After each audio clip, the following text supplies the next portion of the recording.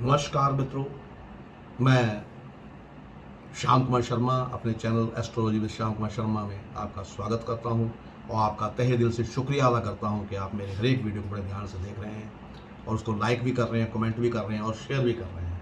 मित्रों, बस एक है कि आप उस मेरे चैनल को सब्सक्राइब ज़रूर कीजिए। सब्सक्राइब करेंगे तो हमारा परिवार बड़ा होगा, बड़ा परिवार होगा तो मैं और अच्छे अच्छे विषय जो है आपके लिए लेकर आता रहूँगा।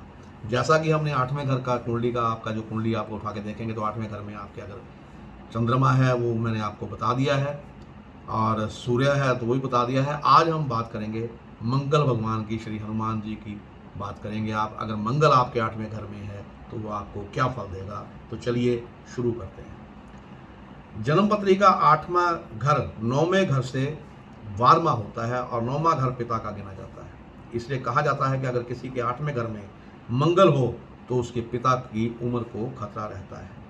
वैसे तो हर ग्रह की शुभ अशुभ हालत तकदीर की दिशा बदल देती है, पर मंगल की अशुभ हालत पिता के लिए विशेष तौर पर खतरा बन जाती है। जिसकी पत्री हो उसे अपने लिए आंखों के लिए अशुभ फल देती है, जोड़ों का दर्द भी हो सकता है और उसकी अपनी उम्र को भी अधेड़ कर देती है।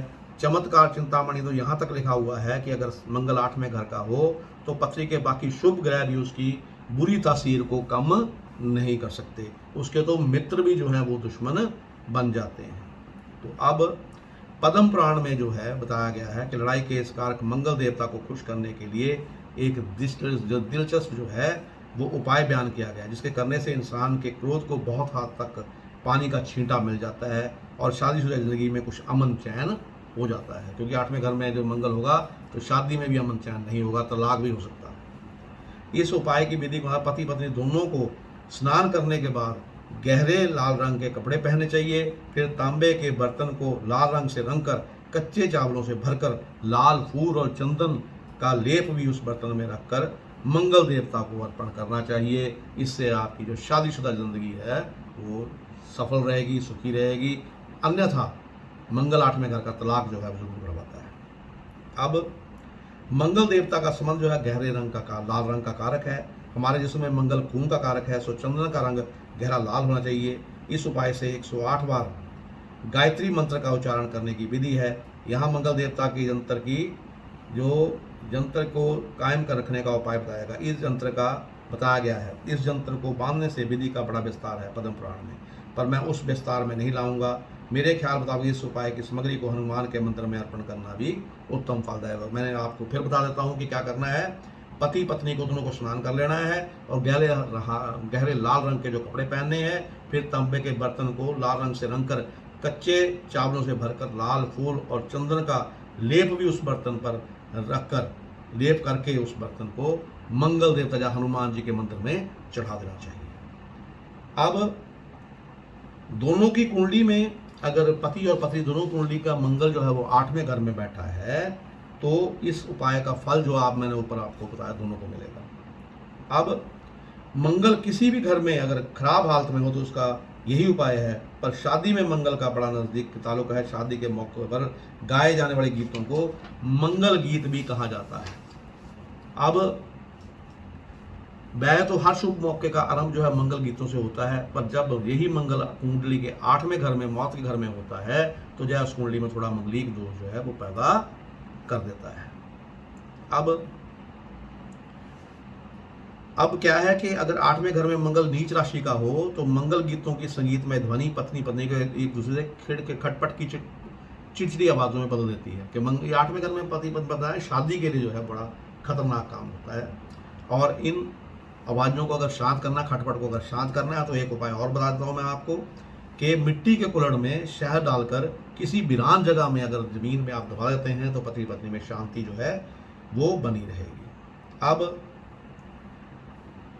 के जो यानी कि अब क्या है कि एक और उपाय है जिसके मुताबिक मंगल नष्ट नहीं होगा, पर वह हमेशा के लिए आपका ताबेदार हो जाएगा। ये उपाय होता है। एक उपाय और है, अगर यहाँ पे और ठीक करना है तो हाथी दांत की बनाई हुई कोई वस्तु अगर आप धारण कर लेते हैं, क्योंकि हाथी राहु का प्रतीक है। राहु मंगल की आपस में बनती नहीं, सो राहु के जहरीले दांतों की बनी वस्तु मंगल को हमेशा अपनी ताबेदारी में रखेगी, अपने कंट्रोल में रखेगी। अब इसमें क्या है कि एक असम में एक कानून आया था जिसके कानून लागू होने से क्या हुआ कि हाथी दांत की बनी वस्तुएं नायाब हो गई थी। तो हाथी की दांत हासिल करने के लोग हाथी की स्वाभाविक मौत के इंतजार नहीं करते थे, हाथियों को मरवाने लग पड़े थे। और अब वो इसलिए करते थे कि क्योंकि वो ताकि वो जो हाथी के दांतों से बनी हुई चीज़ें हैं उनको महंगे दामों पर बेच सकें। अब जो हाथी की मौत जो है उसका 8वें घर से बहुत तगड़ा संबंध है। 8वें घर में क्या है कि दूसरे हाथी को मारने से 8वें घर के अशुभ को और अशुभ करता है। अगर हाथी को सिर्फ इसलिए मारा जाता है कि उसकी हड्डियां जो है वो प्राप्त की जाएं, उसके बना के आप है नहीं, तो वो क्या है वो आपके घर को शुभ नहीं करेगा लेकिन अशुभ कर देगा। लेकिन हाँ, अगर सही तरीके से हाथी दांत बनाई हुई चीज़ उपलब्ध है जिसको आप अपने गले में या कहीं भी धारण कर सकते हैं तो उसका आप प्रयोग कर सकते हैं। लेकिन अगर आप उसके लिए किसी को क्या के मात मरवाते हैं हाथी को, फिर वो गलत बात है। तो 8वें घर का राहु लकवे की बीमारी देता है और हाथी के मारने वाले को जब राहु का पाप लग जाता है तो उसका शुभ और अशुभ हो जाता है। तो उस इंसान को या उसकी अगली पीढ़ी किसी व्यक्ति को लकवे की बीमारी जो है जो जरूर लगती है। इसलिए मर्गी इस काम के लिए हाथी को मरवा कर उसका जो है दांत दूंत निकलवाना या उसका कुछ करना ये शुभ नहीं होता। अब जो मंगल को नष्ट करने वाला उपाय मैंने बताया था कि मिट्टी के कुल्हड़ में शहद भरकर दबाने वाला, ये उपाय सिर्फ उसी हालत में करना चाहिए जब उस इंसान अगर आपकी कुंडली के तीसरे घर में जो भाई का कारक है कोई शुभ ग्रह हो, या तो बृहस्पति हो या चंद्रमा हो। जो तीसरे घर का कारक, तीसरे घर की कारक वस्तु, मेरा मतलब भाइयों की हिफाजत कर रहा हो। अब इस उपाय से करने से सिर्फ मंगल के 8वें घर में पड़े शुभ प्रभाव को ही खत्म किया जा सकता है, पर भाइयों के लिए कोई नुकसान नहीं होगा।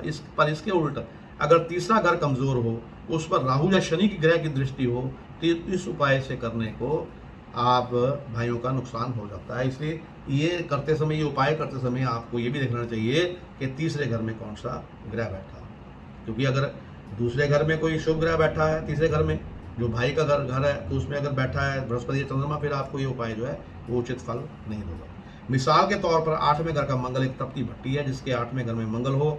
अगर वह इंसान अपने घर में ही भट्टी खोद कर उसके ऊपर अपनी औलाद के विवाह के समय मट्ठी, मिठाई या रोटी बनाए तो उस घर के औलाद उस घर में उसकी औलाद के घर के आगे कोई औलाद नहीं होगी। यानी कि अगर बच्चा हो भी जाएगा तो भी जीवित नहीं रहेगा। इसलिए कभी भी अपने घर में यानी कि तंदूर नहीं खुदवाना 8वें घर के, जो 8वें घर में अगर मंगल बैठा है, और ना ही उस पर पकौड़े तलवाने या कुछ करना है। अब वंश की बर्बादी को रोकने का एक ही उपाय है कि आपको अपने घर में भट्टी बनाकर, अगर भट्टी बन भी गई है वंश की कोई चलिए पुरानी भट्टी चल रही है, तो उसके ऊपर आपको क्या करना चाहिए, आप 8 रोटियां मीठी बना लीजिए और उसको रोटियां मीठी बना कुत्तों को डालनी चाहिए।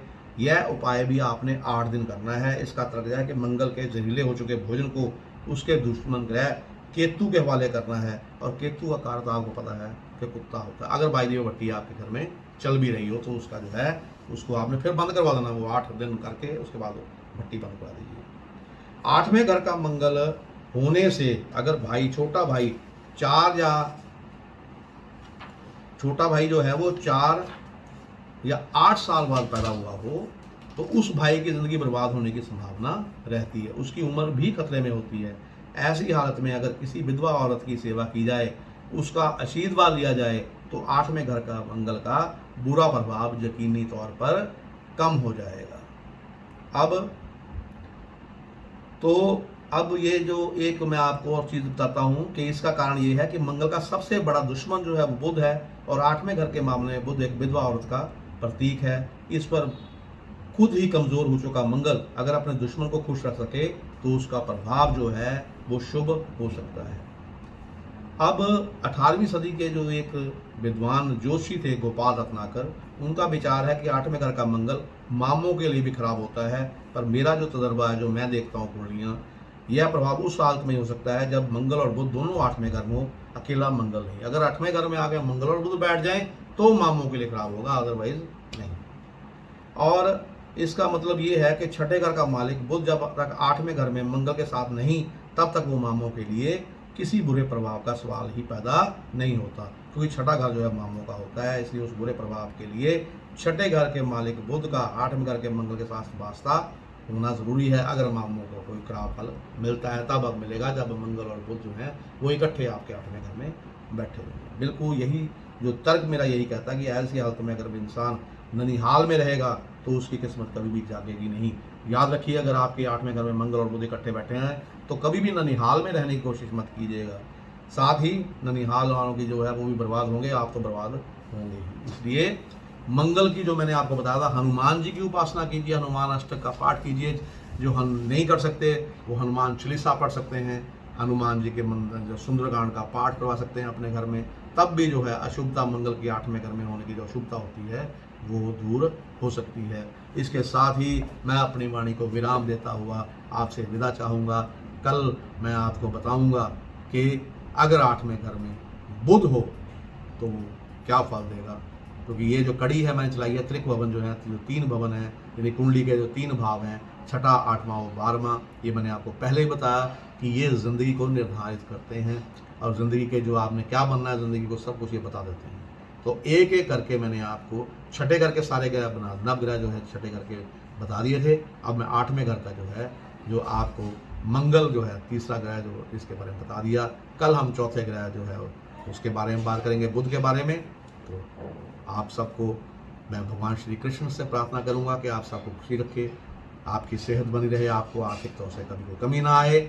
और मित्रों, मैं फिर वही बात कर निवेदन करूंगा आपसे कि मेरे चैनल को आप सब्सक्राइब जरूर कीजिए। आपको बड़ी अच्छी अच्छी जो है वो चीज़ें मिलेंगी। अगर आप वीडियो ध्यान से सुनेंगे तो आपको हर एक घर का खुद ही पता लग जाएगा कि किस घर में होने से कौन सा ग्रह क्या फल देता है। नमस्कार।